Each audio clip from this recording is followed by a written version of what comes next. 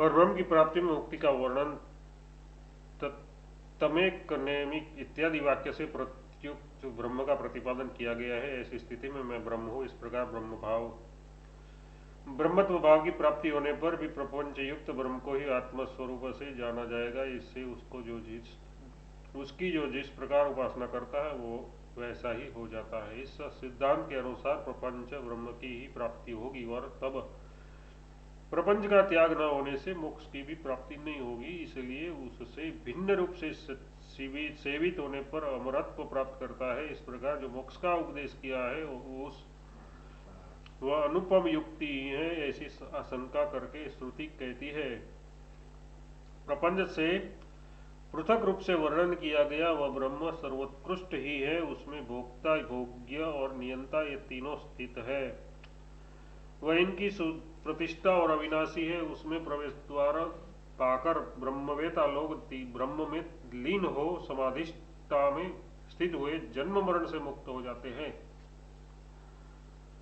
उद्गीतम इत्यादि ये ब्रह्म प्रपंच युक्त होता तब तो उसकी प्राप्ति में मोक्ष का अभाव हो सकता था, किंतु ऐसी बात नहीं है। कैसे नहीं है? क्योंकि वेदांत में इसका कार्य कारण रूप प्रपंच से अलग करके गाया यानी उपदेश किया गया है। तात्पर्य है कि वह विदित से भिन्न है और अविदित से भी परे है, तो उसी को ब्रह्म ज्ञान जिसकी लोक एकदम भाव से उपासना करता है वह ब्रह्म नहीं है। वह स्थूल नहीं है, शब्द रहित है और स्पर्श रहित है। वह ब्रह्म ये कारण नहीं है, वह कार्य नहीं है जो उससे भी आगे है। वह धर्म से परे है, न सत्य है न असत है। वह शुद्ध स्वरूप स्वभाव एवं अविद्या जनित विकल्प से शून्य है। वह ज्ञान से परे है, वह जहाँ से वाणी और लौट आती है, जहाँ न अन्य कुछ देखा है न अन्य कुछ जानना है। वह भूमा है जो भूख प्यास तथा शोक मोह भय और वृद्धावस्था से परे है, जो प्राण और मन से रहित शुद्ध स्वरूप और पर अव्याकृत से भी परे है। वह ब्रह्म एकमात्र अद्वितीय है, विकार वाणी से आरंभ होने वाला नाम मात्र है। यह नरा कुछ नहीं है तथा उसे एक रूप ही देखना चाहिए। इत्यादि मंत्रों में ब्रह्म प्रपंच से असंग ही जाना जाता है, ऐसा इसका तात्पर्य है।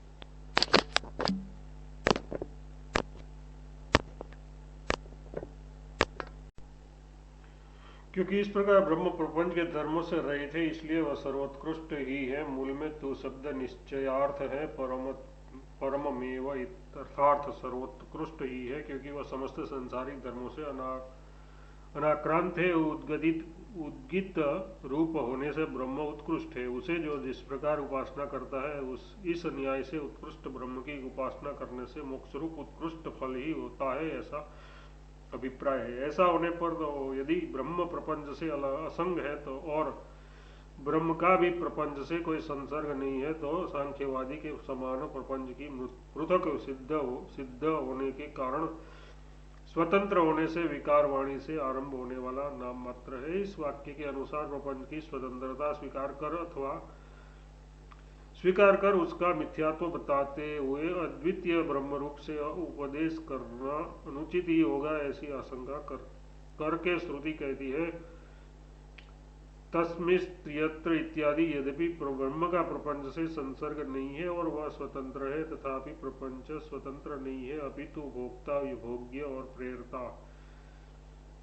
प्रेरिता ऐसा कहकर जिसका आगे वर्णन किया गया है वह भोक्ता, भोग्य और नियंता तीनों उस ब्रह्म में ही स्थित है। अथवा अजा होगा भोक्त भोगार्थकता इस वाक्य से कहे जाने वाले भोक्ता, भोग्य और भोग किंवा श्रुति प्रतिपादित विराट और हिरण्य गर्भ द्वारा रचे हुए नाम रूप और अकर्म अथवा विश्व, तेजस, प्राज्ञ या जागृत, स्वप्न एवं सुसुप्ति ये तीनों उसके रज्जु के सर्प के समान प्रतिष्ठित है। क्योंकि इसमें भोक्तादि रूप सारा प्रपंच प्रतिष्ठित है, इसी से ब्रह्म इस भोक्तादि त्रय रूप प्रपंच की सुप्रतिष्ठा यथार्थ उत्तम आश्रय स्थान है। ब्रह्म से भिन्न और सब चलायमान अस्थायी है, इसलिए अन्य सब चल प्रतिष्ठा है। ब्रह्म अचल है, इसलिए इसमें उनकी अचल प्रतिष्ठा है। यदि ऐसा है तब तो विकारभूत प्रपंच का आश्रय होने के परिणाम होने के कारण दधि आदि के समान ब्रह्म भी अनित्य सिद्ध होगा, ऐसी आशंका करके श्रुति कहती है अक्षरम च।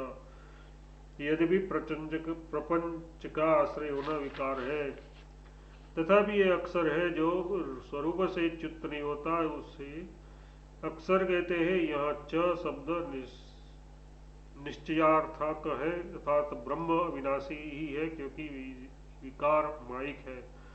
अभिप्राय यह है कि विकार का आश्रय होने पर भी कुतस्थ ब्रह्म विनाशी ही रहता है। प्रपंच का मायामय होना तो पहले ही विस्तार से बताया गया है। अतः तात्पर्य यह है कि ब्रह्म का यद्यपि सर्वरूप है, तथापि प्रपंच मिथ्या होने के ब्रह्म से प्रपंच का कोई संबंध नहीं है। अतः पूर्णानंद स्वरूप ब्रह्मत्व भाव का दर्शन करने वाले पुरुष को मोक्ष रूप परम पुरुषार्थ की प्राप्ति होती है।